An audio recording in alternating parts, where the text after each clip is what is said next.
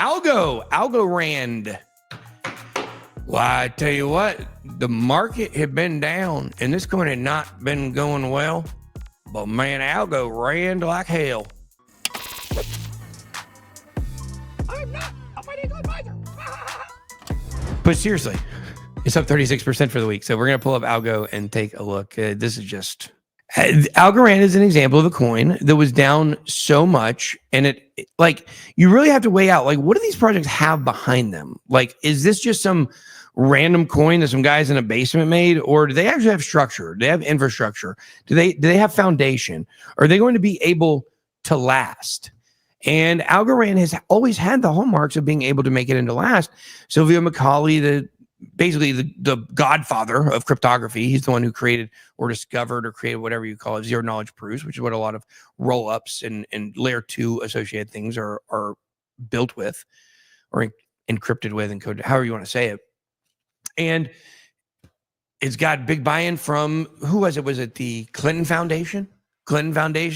Which I was told, by the way, it was literally just, here's a check. We're going to say your name. That literally is what it was, basically. So it didn't do anything, I think, that great for them, but they've done some okay jobs getting some attention.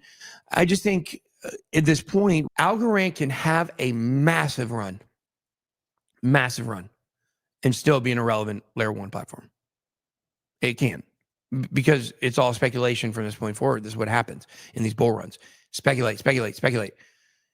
I put Algorand and HBAR and Phantom and now Avalanche as well. I put Avalanche in here as well, and really Cardano. I guess if I was grading Cardano fairly, if I didn't have it like and by fairly, I'm grading it fairly. I mean, I have a lot of tie-ins with ADA in their community because I was bullish on it for so long that it was a big decision to say like, okay, like I might be out on this.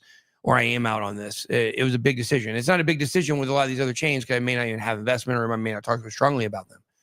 So my point is ADA, not Tezos. Tezos is on they're on another tier down well below this. But Phantom, and I could really go through Polkadot. I really put Avalanche there as well. Missouri. It is time to Missouri. You got to show me. This is your bull run. You got to show me. If you can't show me in this bull run that you're going to be able to get and retain users and have some innovative things that make people want to go there to a point where, like, I need to make a course on how you use that blockchain. Until that's a thing, you know? So you got to be careful with it. But at this point, it is moving forward. And this is where you really got to determine, like, what's your strategy for your investing? Is your strategy you want to find opportunities that exist? Like, oh, Algorand was almost out of the top 100 and it had some major backing and now it's down so far and they're continuing forward. Like, it seems to be an opportunity. Like, even if it's not the greatest project, it's still going to go up. Is that where you're at? Is that your strategy? Or do you want a strategy that's, man, if I'm going to have to sell this thing and it's not going to outperform Sui or some of these other projects I'm in, what's the point? And that's also another way to be. So it just depends on what way you want to take it. I'm not invested in Algorand, and I don't ever plan to be again, personally, as my own personal opinion. Right now, though, Algorand is doing some interesting stuff. They got some updates here. And of course, this is how you go from being a Missouri state to a New York Times Square state. Times Square. To being on Times Square, to Broadway, to being in the spotlight with Sui and Solana and Ethereum, I guess you could kind of say. There's only ones. There's none outside of that are really, really, really making big waves. Okay.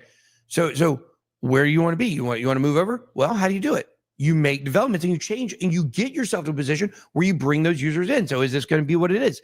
The Para-Algo wallet integration with Mastercard is complete. This will initially be available to Mastercard users in Europe, Australia, and New Zealand.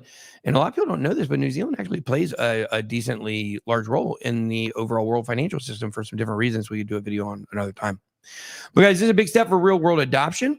And you got to look for the things that the layer 1 projects are going to do during this bull run to try to get to the other state. They're trying to get from Missouri to New York. They want to go from show me to Broadway. That's what they want to do. Show me to Broadway.